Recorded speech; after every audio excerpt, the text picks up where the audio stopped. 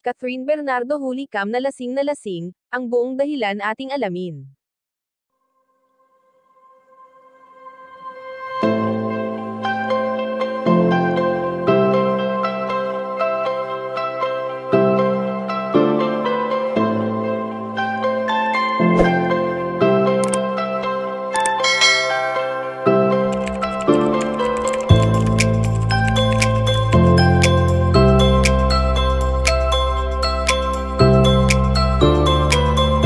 Maingay pa rin nga na pinag-uusapan ngayon ang hiwalayang Daniel Padilla at ng dating kasintahan nitong si Catherine Bernardo.